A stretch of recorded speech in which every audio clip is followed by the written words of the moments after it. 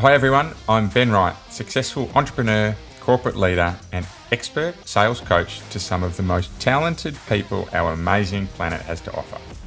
You're listening to the Stronger Sales Team podcast, where we bring together and simplify the complex world of B2B sales management to help the millions of sales managers worldwide build, motivate and keep together highly effective sales teams. Teams who grow revenue and make their businesses actual profits. Along the journey, we also provide great insights and actionable steps to managing your personal health. A happy and productive you is not only better for your teams, but everyone around you. So if you're an ambitious sales leader who wants to build the highest performing and engaged teams, Stronger Sales Teams is right where you need to be.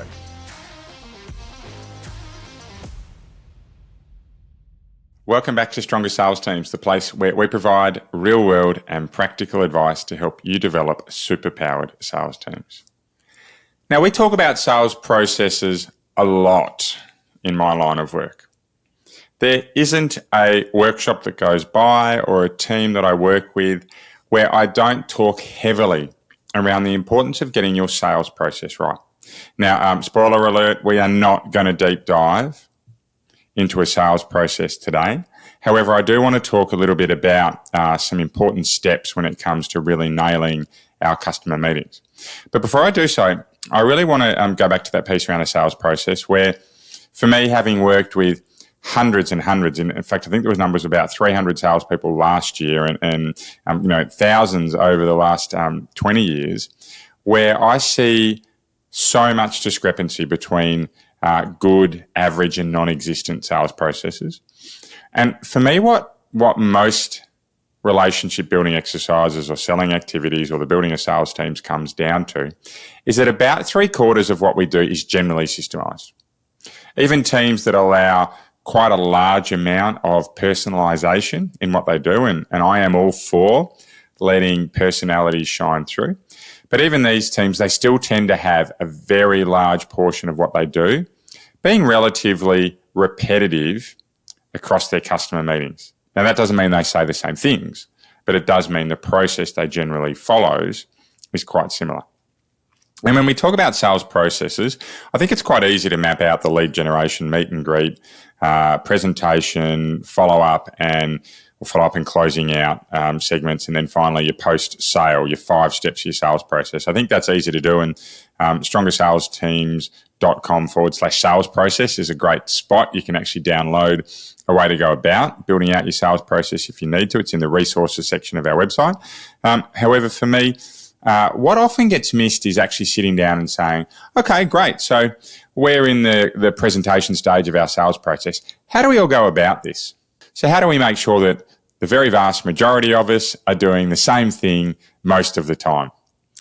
Right. And for me, I'll certainly say that when I was leading larger teams through my career, both in corporate and the entrepreneurial world, and certainly leading sales teams now, but when I was leading the largest of my teams, I was guilty and not actually sitting down and saying, you know what, when we have our quotation presentation, what do we actually talk about when we run through? So we're going to have a little mini series here over the next month where I'm going to run through a few of these key meetings, and I'm going to start at the meet and greet meeting.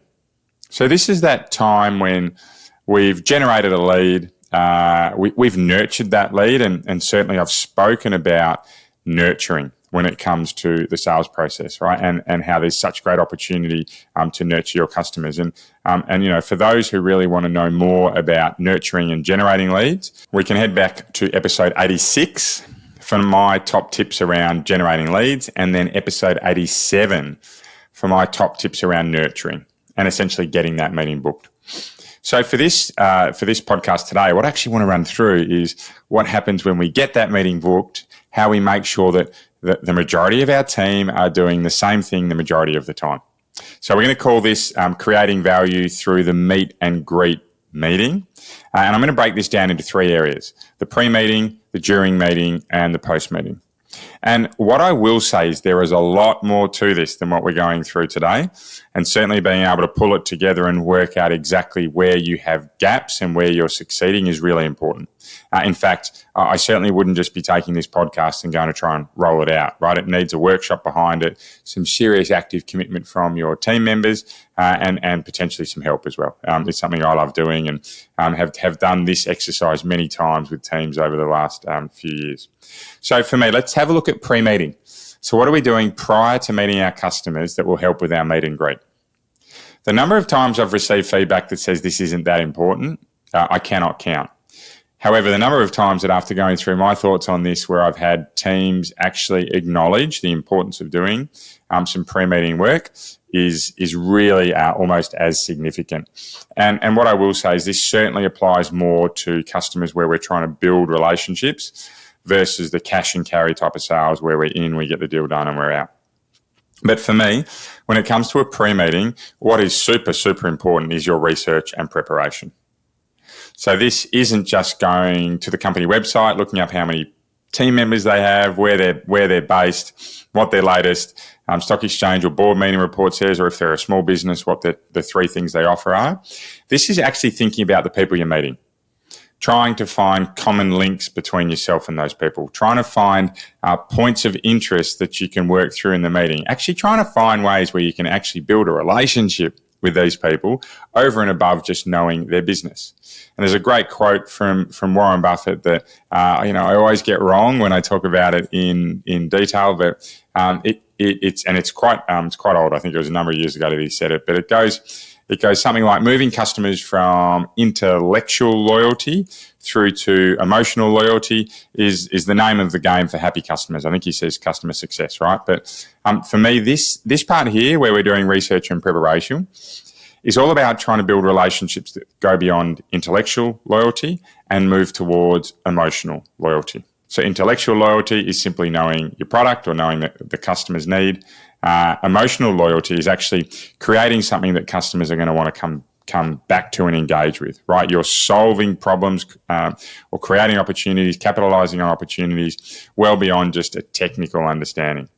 So for me, that's where the research and preparation works. And I have a whole approach to this. By all means, get in touch around how we can actually do that research without needing to take on significant amounts of team member time. Too long for today, but can certainly run through it. Second part for me is how we create our first impression. And that's where you might say, what, right? First impression, you're not even in the meeting yet. And in fact, this may not be our first impression. This may be our second or our third because we've engaged with this customer, we've met them, we've generated a lead, whatever it may be. But for me, this is one of the best opportunities to have a customer walk into your meeting active and willing and really ready to participate. And this is how you can build some value before you get in front of them. Sending a video message, writing them a note around something impactful, asking them questions around what's really valuable to them, right? Finding a way to build some momentum before you walk into that meeting is a really impactful piece for me around your pre-meeting preparation. The next piece here, so we've gone research and preparation, first impressions. The next piece for me is confirming the meeting. I'm going to have to put my hand up and say I'm terrible at this. It's something that I really am actively working on getting better with. But before you have meetings with customers, confirm they're going to be there, confirm the venue, confirm that it's face-to-face and not video call. I had a customer the other week talk to me about how they actually attended a customer meeting which had face-to-face written down on that customer meeting, and they got there and the room was set up with all the video software and the customers were all actually at home, all their team members. So they were all dialing into the video link, and I felt sorry for the customer, right, because they'd driven a long way to get there. My customer, sorry, because they'd driven a long way to get there. But confirming those meetings is really, really important and can actually help you build some of that first impression. The other piece for me, pre-meeting, so this is before we go into a meeting with a customer, is getting clear around what we think we want out of that meeting. We're going to have plenty of time if we do it well within the meeting to understand what the customer needs, but be ready to talk from your end around where you think you can add value. So that, yes, that comes down a little bit to the research and preparation that you go about, but even more importantly, it's around making sure that you know what you want out of that meeting, because it will allow you to steer that meeting in a direction that does create value. Because if you're not sure what you want, it's going to be really hard to understand how you're going to create value, right? If you're talking about hypotheticals and potentials and things that aren't necessarily tangible. So, pre-meeting pieces here are around research and preparation, but proper research and preparation, not just your cursory look at the website. Creating a first impression, or it might be an impression well beyond that, but making sure you're continuing to build that relationship, confirming the meeting, and then last but not least, getting clear on what you want out of that meeting. Right, so we're rolling into that meeting. We are on video, we are on the phone, we are face-to-face, it doesn't matter. For me, the most important thing we need to be doing at the start of that meeting is creating that second impression. Right, we can call it building rapport, we can call it whatever you like, right? But it's about spending as much time as you possibly can with your customer building a relationship. For me, the longer we can spend in this phase of the meeting, 20, 30, 40, 50 minutes, an hour, as long as you can around building that relationship, it means that the next part around we're actually talking around the opportunity or the pain points or the needs analysis, it can be far more impactful because there's been a little bit of bread broken, if you like, between the two parties, and they're starting to talk beyond that surface level. For me, I love being able to really try and find those common points of interest. There's some great salespeople I've worked with. They use the lobby while they're waiting to look for certain signs or ways that they might be able to create a relationship with a customer. The types of cars parked in the car park is one from a great salesperson I've worked with. They do research on the person. They try and find common people that they both know, or they're just really, really bloody good at asking questions when they move into that meeting that opens up the conversation and has the other party talking. I think for me, when we walk into our meeting, this is by far the most important part to get right early. Okay, so once we've done that, we've built some rapport, and naturally, we actually need to start talking about the job we're going to do together. For me, it all comes down to needs analysis. And that's about finding the pain or the opportunity to capitalize on. If we don't do this, and if we don't spend time really working through this, what we end up doing is talking about what we think is the right thing to offer, i.e. we assume, and assumptions can make idiots of us all when we do this the wrong way. So making sure that we are prepared to spend time asking questions and really getting to the bottom around what the customer needs is so important. And I would have to say that on the basis of just last year, the 300 or so salespeople that I worked with, having the confidence to slow down the meeting until such point in time as you've gotten what you need to understand the pain or the opportunity present really takes some courage. It's not every salesperson that can do this. And I think for me, even the best at it still work hard on it. They're still slowing themselves down in the meeting. They're pinching their palms, right? They're writing down notes. They've got prompters in there that says, what's the opportunity here? And they make sure they get that written down before they move on. Because once you get that, once you understand that, you have a captive audience on the other side. From there, it's quite easy to roll into the third step, which is creating the customer goals. So what are they looking to see as a result of your engagement together? Right? What does success look like for them in working with you or with the business you're in or the company you work for? Right? So this often can come down to the set of deliverables, which I'll talk about that in a moment.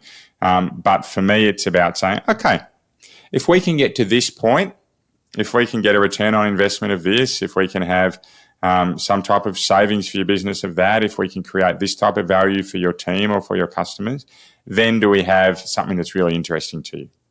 And in fact, this is where you can go so far as to say, if I can pull together this proposal, will you be ready to work with us, right? Will you be able to move forward? Will you be able to engage us as your selected partner? And it's just getting really clear on what the end game is, right? That journey that you want to get to, that destination, that once we get clear on that for me is the crux of this meet and greet. Create a relationship, understand what customer wants, but get the goals really clear. And the way that I like to express these is around what I call the 3 Ds. So the Ds are understanding what the deliverables are. So i.e. what the outcome you need to get to, the if, I, will, you. That for me is the most important. The second one here is understanding when we need to get this to this by. So it's the due date. So we have the deliverables, the due date, which I prefer to call the deadline. So the deliverables we need to meet, the deadline that we need to hit to have this ready to go by, and the decision makers. So who's making those decisions? So when it comes to deadline, the reason I really like this is that we can then engage the customer around what we need from them before we leave that meeting, right? So if we can get the deliverables sorted and the deadline right, then we've set a calendar of events, right? Call it a Gantt chart, but we've set a calendar of events around what we need to work around. The third one for decision makers for me then allows us to ask the question that says, right, what do I need to do to help you inform those decision makers? Can I meet with them, right? Can I meet with some of them? Can I put together something that will allow you to pass through to them? I'm not a huge fan of allowing customers to sell for you, right? And by that, I mean, I'm not a huge fan of allowing customers to do the internal selling to get people on board. I really like to make sure that I'm meeting the decision makers myself and I'm having an involvement there. But for me, when we get the decision makers clear, we not only know what we have to deliver, when we have to deliver it by the deadline, right, but also who the decision makers are, so we can at the very least put together our information in a way that's going to resonate with them. And that, again, is a terrific question I like to hear people asking. It's, okay, well, if your other decision makers, the CFO, what are the types of things that they're going to want to see?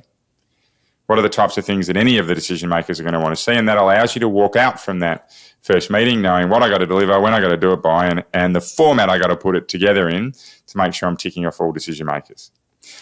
For me, I really will encourage to work super, super hard on getting in front of decision makers.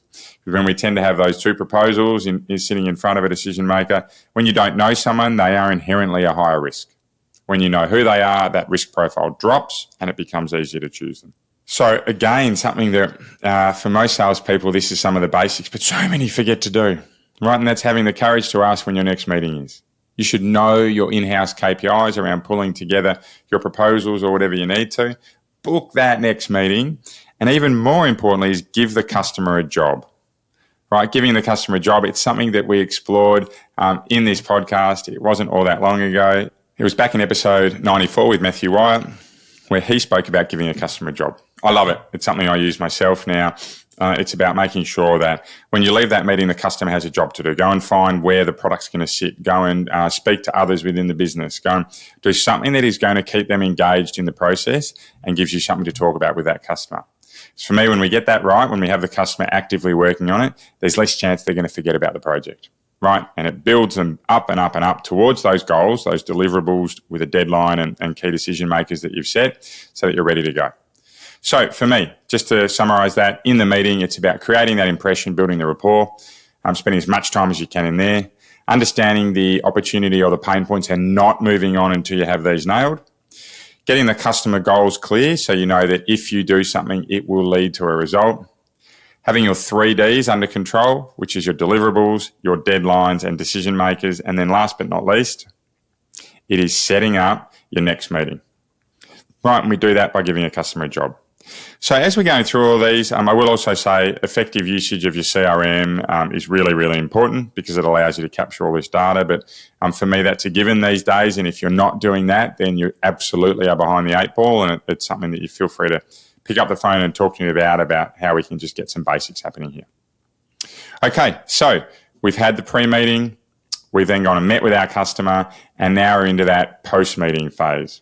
So we're actually following up, doing all of our we're busy bees before we get to our presentation meeting. For me, in a very, very vast majority of businesses I work with, it's present what you're putting together face to face, and don't accept not being able to do that. If your customer isn't interested, then having that follow up meeting for me generally probably says they're probably not that interested, right, in moving with your service, but I think that's a topic for another time. But for me, once we finish that first meeting, it's all about continuing to create value between your meet and greet and your proposal meeting or your quotation meeting, right? So it's all about finding ways that we can keep in contact with our customer, checking in with a job that you've given them, keeping them updated on the progress you're making, finding some other area of value that you can really drive into their business, because that inherently will continue to keep them engaged.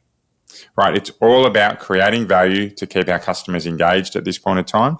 And if we are consistent with our communication and we're meeting the deadlines that we have set as to when we come back together, that for me really nails this post-meeting piece. right? And essentially that's all I have to say around this. And that's some great proactive follow-up post your meeting, but consistently communicating with your customer. I think when we get that right, we'll have a customer that is more engaged when we go back to meet them again. Okay, so that's the meet and greet. And I hope you've taken some value out of this. I'm going to summarize it now because for me, actually stepping out some of these basics are so important, not only in finding gaps, right? Gaps in where your team's not delivering, but also making sure everyone's on the same page. So we have 3 areas here. We have the pre-meeting, during the meeting, and the post-meeting. So for that pre-meeting piece, it's all about doing your research, really properly doing your research on your customer to make sure you can walk in and find some value. Creating a great first impression by engaging with them pre-meeting, confirming your meeting, and getting your business goals set. When it comes to during the meeting, this is all about spending as much time as you can on building rapport,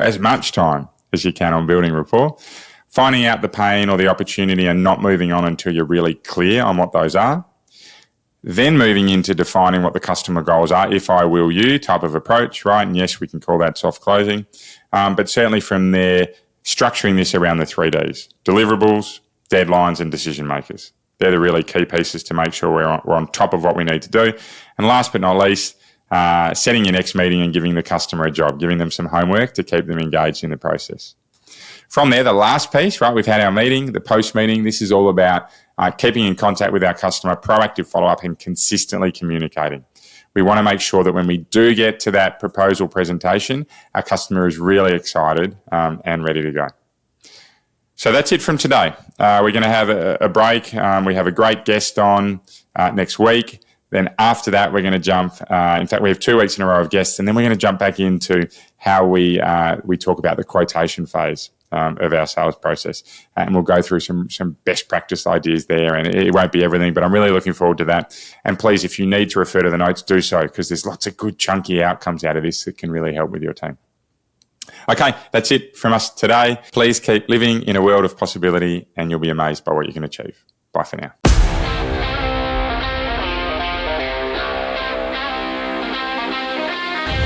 Want to be kept up to date with any of our free materials to help you build the best sales teams possible? Well, the easiest way you can do so is to follow us on your favourite social media channel. We're at Stronger Sales Teams on most of them, and if you DM us Stronger, we'll send you right back some great resources to help you build your super-powered sales team. If you'd like a little more help, please get in touch directly and book a free discovery call with me. I run a limited number of these sessions, and they're free for my podcast listeners. I'd love to help you out. Until then, see you next week for another podcast of Stronger Sales Teams.